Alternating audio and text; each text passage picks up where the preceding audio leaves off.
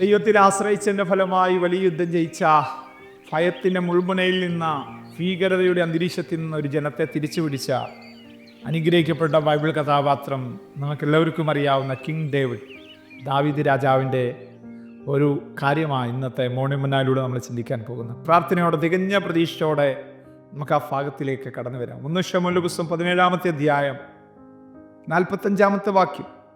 ദാവീദ് ഫെലിസ്ത്യനോട് പറഞ്ഞത്, നീ വാളും കുന്തവും വേലുമായി എൻ്റെ നേരെ വരുന്നു. ഞാനോ നീ നിന്ദിച്ചിട്ടുള്ള ഇസ്രായേൽ നിരകളുടെ ദൈവമായ സൈന്യങ്ങൾ യഹോവയുടെ നാമത്തിൽ നിന്റെ നേരെ വരുന്നു. യഹോവ ഇന്ന് നിന്നെ എൻ്റെ കയ്യിൽ ഏൽപ്പിക്കും. ഞാൻ നിന്നെ കൊന്ന് നിന്റെ തല ഛേദിച്ച് കളയും. ഇസ്രായേൽ ഒരു ദൈവമുണ്ടെന്ന് സർവഭൂമിയും അറിയും. എൻ്റെ നിങ്ങളുടെ ജീവിതത്തിൽ ഒരു വിഷയം വരുന്നത് നമ്മെ തകർക്കാനാണോ? അല്ല, നമ്മുടെ കൂടെയുള്ള ദൈവത്തിൻ്റെ പ്രവൃത്തി വെളിപ്പെടാനാണ്.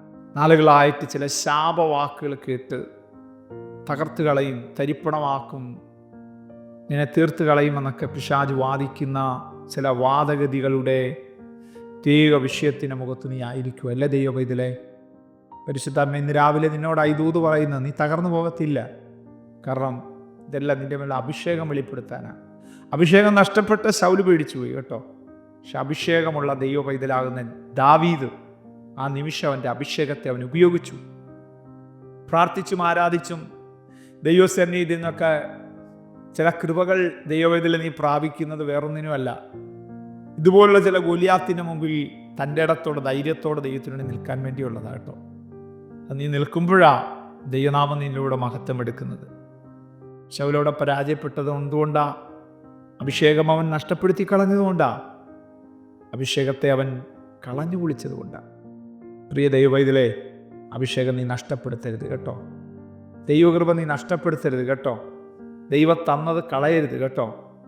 നഷ്ടപ്പെടുത്താതിരുന്നാൽ അടുത്ത ദിവസങ്ങളിൽ അനേകർക്ക് നീ ഒരു ആശ്വാസമായി മാറും, അനുഗ്രഹമായിട്ട് തീരും.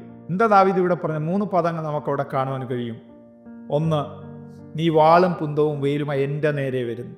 കണ്ടോ, ദാവീദ് പറയാ, നിന്റെ കയ്യിൽ ചില വാളുണ്ട്, കുന്തമുണ്ട്, വേലുണ്ട്. ആമേ, അതുകൊണ്ടാണ് നീ എൻ്റെ നേരെ വരുന്നത്. 2, ഞാൻ വരുന്നത് ഇസ്രായേൽ മക്കളുടെ ദൈവമായ യഹോവയുടെ നാമത്തിൽ. എൻ്റെ കയ്യിൽ കുന്തമില്ല, എൻ്റെ കയ്യിൽ വാളില്ല, എൻ്റെ കയ്യിൽ വേലില്ല. പക്ഷെ എനിക്ക് ഒന്നുണ്ട്, ഞാൻ ആരാധിക്കുന്ന ദൈവം.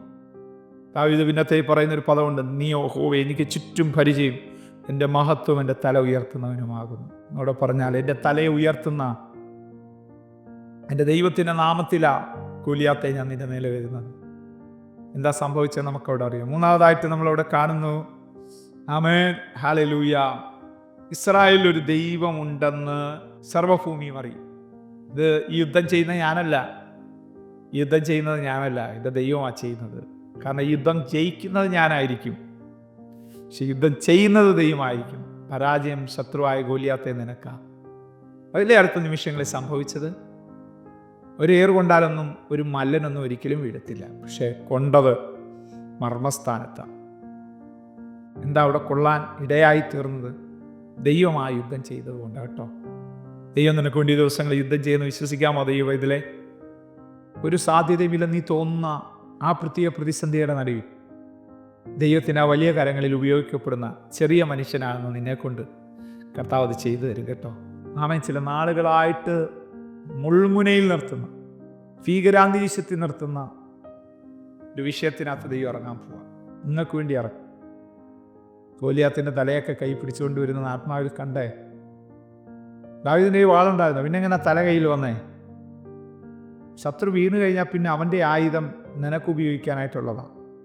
ശത്രു വീണ് കഴിഞ്ഞാൽ അവൻ്റെ ആയുധം നിനക്ക് ഉപയോഗിക്കാനായിട്ടുള്ളതാണ്. യെസ്, വീഴ്ത്തുന്ന ദൈവമാണ്. വാളുകൊണ്ടല്ല ജയിക്കുന്നതെന്ന്, കുന്തം കൊണ്ടല്ല ജയിക്കുന്നതെന്ന് ദൈവം അവിടെ തെളിയിച്ചെങ്കിൽ ഈ കാലഘട്ടത്തിലെ കിങ് ഡേവിഡുമാരാണ് എൻ്റെ ശബ്ദം കേട്ടുകൊണ്ടിരിക്കുന്ന സഹോദരന്. ഇത് ഗോലിയാത്ത് ദാവീദിൻ്റെ ജീവിതത്തിൽ വന്നത്. പക്ഷേ ഈ തലമുറയിൽ ഇതിനെക്കാറ്റ് വേറെ രീതിയിലാണ് എൻ്റെ നിങ്ങളുടെ ജീവിതത്തിൽ പല വിഷയങ്ങൾ വരുന്നത്. പക്ഷേ ദാവീദിൻ്റെ ദൈവം മരിച്ചിട്ടില്ല പ്രിയപ്പെട്ടവരെ. ദാവീദിൻ്റെ ദൈവം ഇന്നും ജീവിക്കുന്നു, നമ്മളിലൂടെ ജീവിക്കുന്നു, നമ്മോടൊപ്പം ജീവിക്കുന്നു.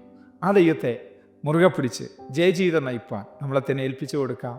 കർത്താവ് നമ്മെ സഹായിക്കട്ടെ. കരുണയുള്ള ദൈവമേ, സ്വർഗീയ പിതാവേ, ഇത്ര ഹൃദ്യമായിട്ട് ഇത്ര ആഴമായിട്ട് ഞങ്ങളോട് ഇടപെട്ട ഈ ശബ്ദം എത്ര ഗൗരവമേറിയതാണെന്ന് ഞങ്ങൾ ആത്മാവ് തിരിച്ചറിയുന്നു. അങ്ങ് ഞങ്ങളെ എത്രമാത്രം സ്നേഹിക്കുന്ന ദൈവമാണെന്ന്, അങ്ങ് ഞങ്ങളെ എത്രമാത്രം കരുതുന്ന ദൈവമാണെന്ന് ഈ മെസ്സേജിലൂടെ ഞങ്ങൾക്ക് ബോധ്യപ്പെടുത്തി തന്നതിനായിട്ട് സ്തോത്രം. ഈ സന്ദേശം കേൾക്കുന്ന എല്ലാവരുടെ മേലും അങ്ങയുടെ അസാധാരണമായ ജീവൻ വ്യാപരിക്കട്ടെ കർത്താവ്. മഹത്വം അവിടുന്ന് എടുത്താൽ യേശുവിൻ നാമത്തിൽ തന്നെ ആമേൻ. God bless you. ദൈവം നമ്മെ അനുഗ്രഹിക്കട്ടെ. Praise the Lord. മോർണിംഗ് മന്ന സന്ദേശം ശ്രവിച്ചുകൊണ്ടിരുന്ന എല്ലാ ദൈവമക്കൾക്കും സ്നേഹവന്ദനം. പാസ്റ്റർ ബിനു വട്ടപ്പാറ.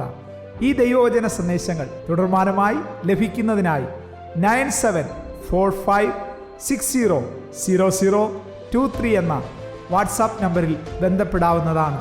നമ്പർ ഒരു പ്രാവശ്യം കൂടി ആവർത്തിക്കുന്നു: 97 45 60 00 23. ദൈവം നമ്മേവരെയും അനുഗ്രഹിക്കട്ടെ. God bless you.